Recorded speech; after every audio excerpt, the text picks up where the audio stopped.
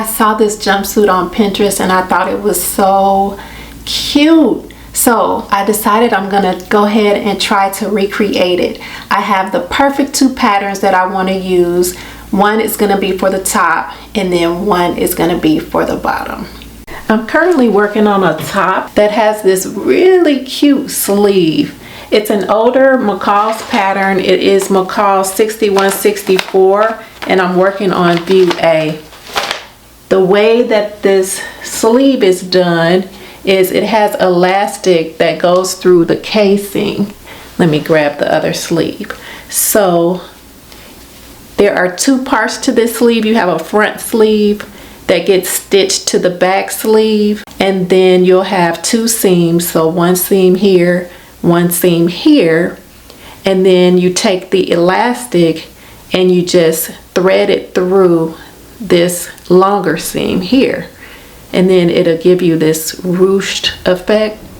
And then you gather around the sleeve cap, and then you just place that gathered sleeve into your top here. So that's what I'm gonna do next with this sleeve, is insert it in here. But I love the way it's coming out so far. I love the low neckline, and the fabric I'm using is like a fleece. I loved it because when I saw it, it was really soft when I touched it and nice and thick. So I was like, oh, this should be warm. And I found this fabric from M&L Fabrics in Anaheim. I was just looking at the top that I'm making. So I have both of the sleeves in right now. My husband is singing. He is in a great mood. And I bought some black denim fabric while I was out. So of course I got this, which is what I made the top out of. And I thought since I had black fabric and this is kind of a gray that I could wash them together. Normally I don't do that because I'm afraid of, you know, color, what would you call it, fading and then getting on the other fabric. But I was like, okay, black, gray, it's fine. I should have never done that because this black fabric is so peely. It has all types of fibers, all types of lint, and it's on the front and it's on the inside. It's just all over the whole fabric. You probably can't even see how bad it really is. So I learned my lesson. I will never do that again. But I'm going to try to get it off. I used a lint roller and that didn't really do too much. So I did buy a lint brush and it's supposed to be coming in the mail today from Amazon. And I'm gonna try that and see if that works. But oh well, if it doesn't, I'm just gonna still sew the pants up and just live with it, I guess, because I don't know what else to do. I sewed the whole top that I just made in black thread, even though my fabric is gray. So right now I'm at Hobby Lobby picking up some thread, and I got 2 different colors of gray because I can't remember if it's dark or light gray that I need. And then I picked up, or I am picking up, a couple of zippers.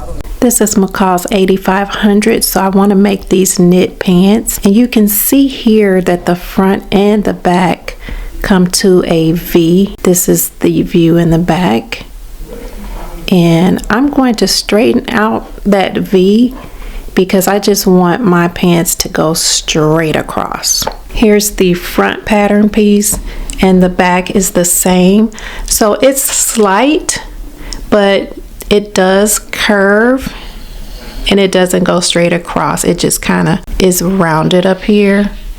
Same here. You can see here it's rounded. So what I'm going to do is just draw a line straight across and straight down. So I'll put some paper behind the pattern and then draw the line straight across and down on the front, and then I'll do the same thing on the back. I taped the front piece down to some scrap pattern paper, and then I used a ruler to measure across the top edge here all the way over.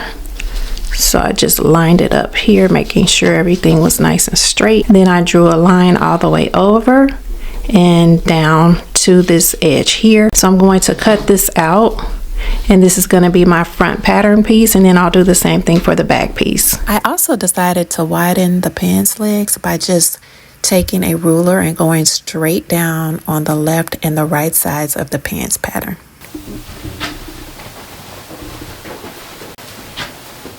I folded up the hem yesterday, and then I decided to take a break. So now that it's a new day, I'm ready to go ahead and get started. Once I sew the hem up, then I'll be all done, and then I can put this jumpsuit on and show you what it looks like.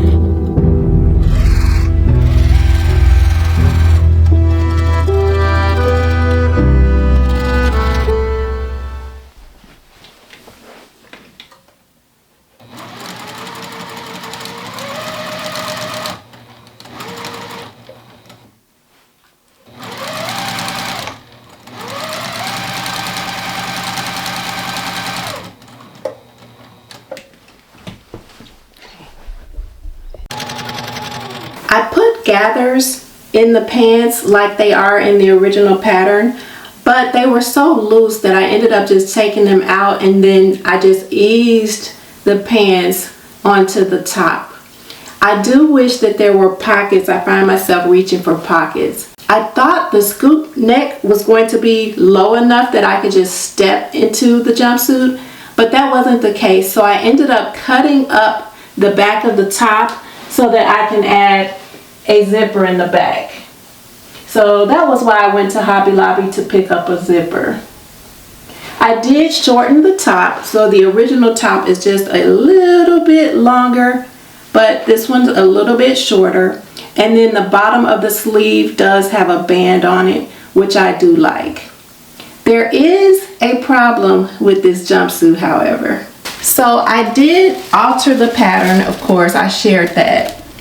And by me adding paper up here to the top, what I essentially did was I increased this rise.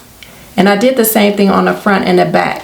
So that made this rise really tall. And you can see once I sewed this to the bottom of the top, it made the crotch super, super low. So I should have shortened the rise after I straightened it out. And then that way the crotch would be higher. So other than the crotch being low, I'm pretty happy with everything else. I do love it. So this is the finished result. My lint brush came in, and you can see it's actually lifting some of this lint. It's definitely looking a lot better than it was before I started using it. I'll link this below if you're interested.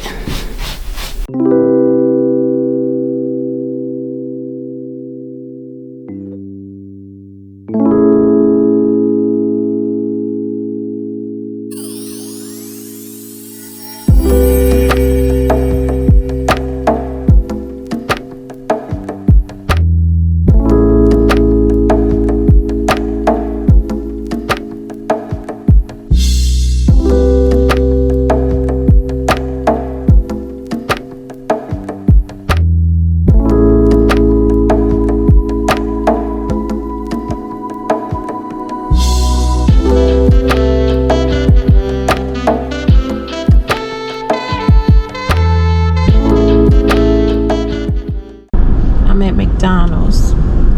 I just wanted a little snack to eat on my way home. Hi. The medium price? Yes. Okay. He's so nice. Do you want to receive? Yes, please. Alright. There you go. Thank you so much. Okay, you too. So I just got a medium fry. I hope they're hot.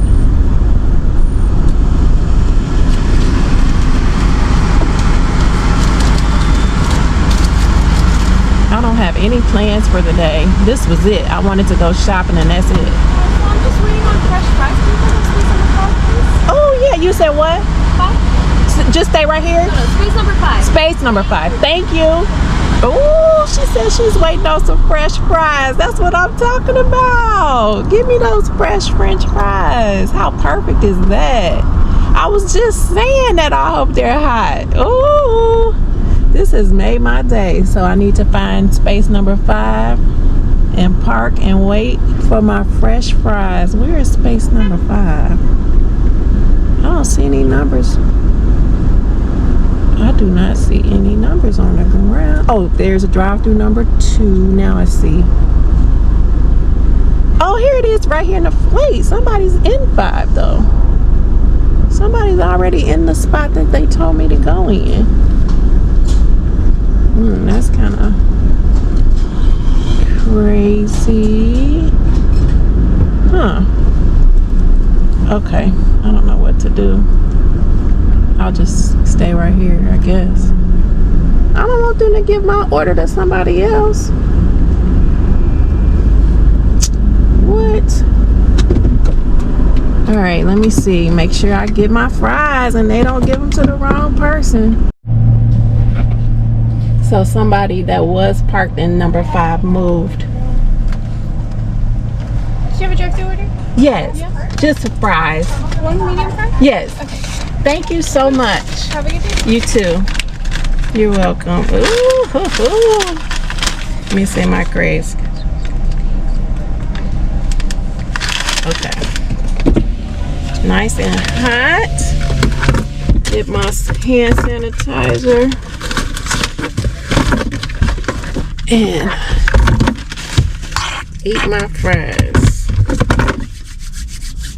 Just what I wanted.